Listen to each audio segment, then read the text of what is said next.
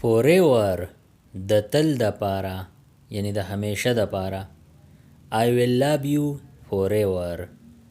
زه به د تل د پاره تا سره مینه کوم. I will love you forever. Guy هلک. That guy is very smart. دا هلک ډیر هوښیار دی. That guy is very smart. Lovely ښکلی. She has a lovely smile. د هغې موسکا ډیره ښکلې ده. She has a lovely smile. Mood طبیعت. He is in a bad mood today.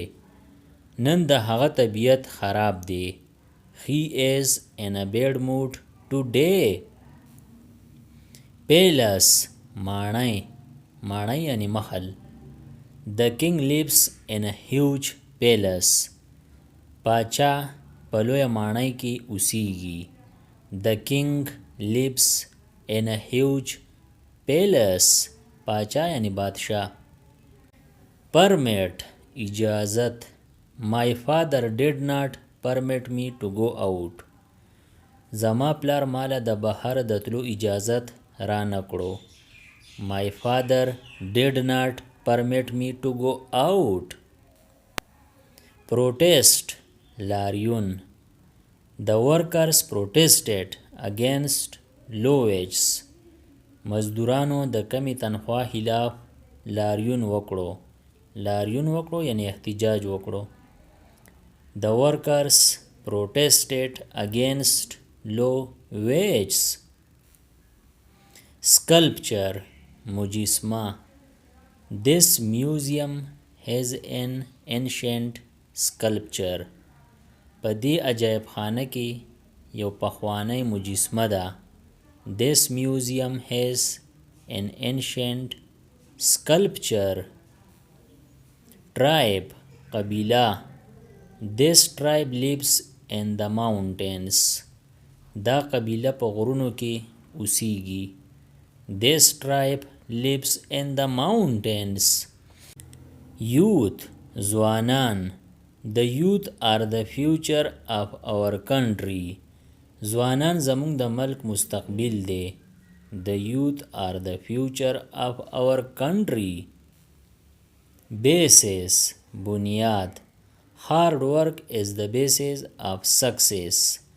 محنت د کامیابی بنیاد دی. Hard work is the basis of success. Biology حیاتیات. I love studying biology. زما حیاتیات مطالعه کول خوښ دي. I love studying biology. Cage پنجره. The bird is in the cage. مرغۍ په پنجره کې ده. The bird is in the cage. Colleague انډیوال. My colleague is very helpful. زما انډیوال ډیر کومکی دی. My colleague is very helpful. Colony ډله. The ants live in a colony. میږیان په ډله کې ژوند کوي. The ants live in a colony. Debate بحث. They had a debate about politics. هغوی په سیاست باندې بحث وکړو. They had a debate about politics. Depart روانېدل. The train will depart soon. ریل ګاډی به ژر روان شي. The train will depart soon. Depress مایوس کول. His failure depressed him. د هغه ناکامۍ هغه مایوس کړو. His failure depressed him. Factual صحیح. His statement is factual. د هغه بیان صحیح دی. His statement is factual. Fascinate متاثر کول. The magician fascinated the children. جادوګر واړه متاثره کړل. The magician fascinated the children. Mission مقصد. His mission is to help the poor. د هغه مقصد د بیوزلو سره مرسته کول دي. بیوزله یعنی غریبانان. His mission is to help the poor. Nevertheless سره لدی. It was raining. Nevertheless he went out. باران وریدو سره لدی هغه بهر ته ووت. It was raining. Nevertheless he went out. Occupation پیشه. His occupation is teaching. د هغه پیشه تدریس دی. His occupation is teaching. Overseas بهر ملک. He works overseas. هغه بهر ملک کې کار کوي. He works overseas. Persuade راضی کول.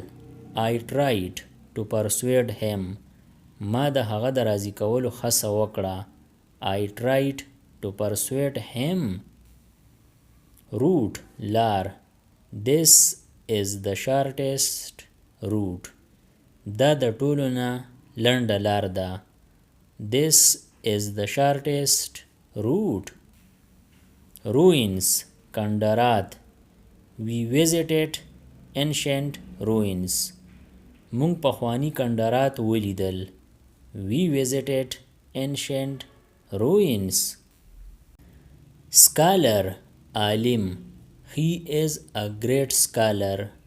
هغه یو غټ عالم دی. He is a great scholar. Significant مهم. مهم یعنی اهم. This is a significant event. دا یو مهمه پیښه ده. This is a significant event. Volcano آتشفشا. The volcano erupted last night. تیر شپه آتشفشا وچاوده. The volcano erupted last night. Broad پلن. This road is very broad. دا سړک ډیر پلن دی. This road is very broad. Bush جاړه. A rabbit is hiding in the bush. سویا په جاړه کې پټه ده. A rabbit is hiding in the bush. Capable توان لرل. She is capable of doing this work. هغه د دې کار کولو توان لري. She is capable of doing this work. Cheat ټګي کول. Never cheat in an exam. هیڅ کله په امتحان کې ټګي مه کوه. ټګي مه کوه یعنی نقل مه کوه. Never cheat in an exam. Concentrate توجه ورکول. Please concentrate on your studies. خپلې پړایۍ له توجه ورکړه. Please concentrate on your studies.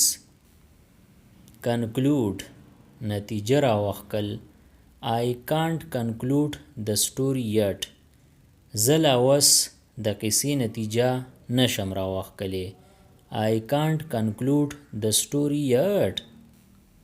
Confident ډاډه. She is confident about her skills. هغه د خپل مهارتونو په اړه ډاډه ده. She is confident about her skills. Considerable ډېرې. He spent a considerable amount of money. هغه ډېرې پیسې ولګولې. He spent a considerable amount of money. Convey ورسوه. Please convey my message to him. مهرباني وکړه هغه ته زما پیغام ورسوه.